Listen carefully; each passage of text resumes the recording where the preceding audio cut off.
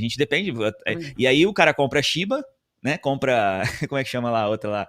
A Doge, né? Que são projetos ruins, mas que tem muita gente comprando, porque tem demanda. E não tem sequência. E a Cardano, eventualmente, poderia ser que ninguém tivesse comprado. Esse investimento seu poderia ter dado errado, né?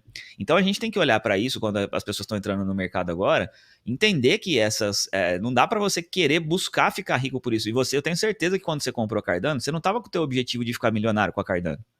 Você estava investindo num projeto que você acreditava que poderia te acelerar teu processo de enriquecimento. É isso que eu acho que é o ponto. Eu sabia, né? O cálculo que eu tinha feito é o seguinte: se eu comprasse 25 mil reais em Cardano a 3 ou 4 centavos, agora não lembro exatamente. E ela voltasse a R$1? A 3 centavos e ela voltasse a $1,15, que era o topo anterior, eu com 25 mil reais poderia chegar a R$1 milhão.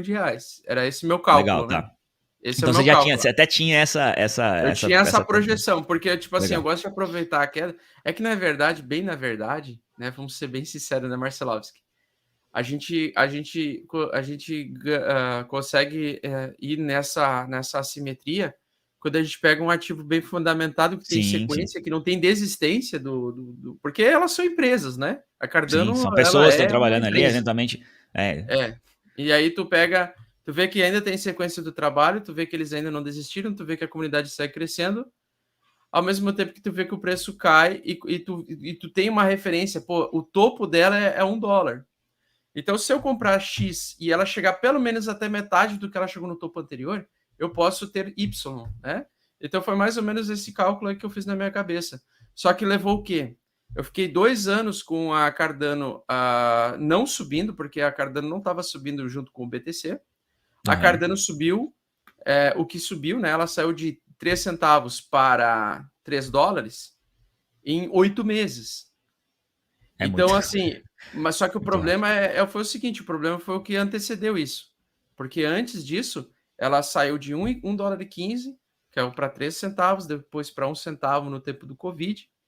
E do 1 centavo do tempo do Covid até os $3 levou 8 meses. Levou 9 meses, na verdade. Foi muito rápido, né? Foi um parto para tu ficar rico, né? Um parto. Sim, mas é um parto rápido, né? Se você pensar no mercado tradicional, você demoraria 10, 20 anos.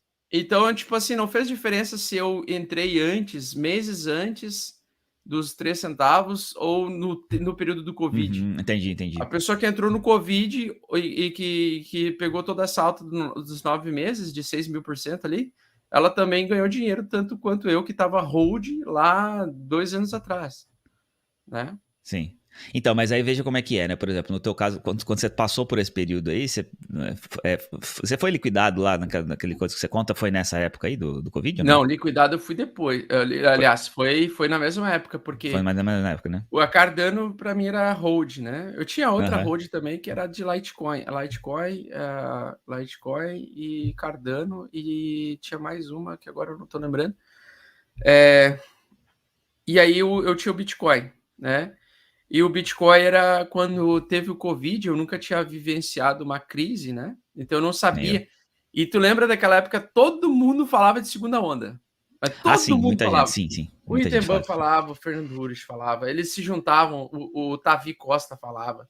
Todo mundo falava.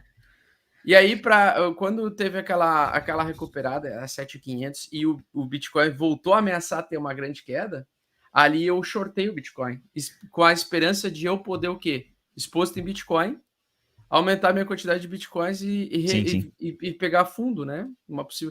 Só que daí fazer as duas coisas, né? Ameaçou com a queda e comprar mais. E começou a subir sem parar, e eu fui liquidado, né? E levou um processo de 4 meses de ordem de short aberta. Eu praticamente entrei em torcida, né? Pensando assim, eu estava incrédulo, pensando, cara, como é que pode ter uma segunda onda de Covid, uma variante, e o mercado não voltar a 7, pelo menos para eu poder sair empatado? Mas não aconteceu, o mercado continuou subindo.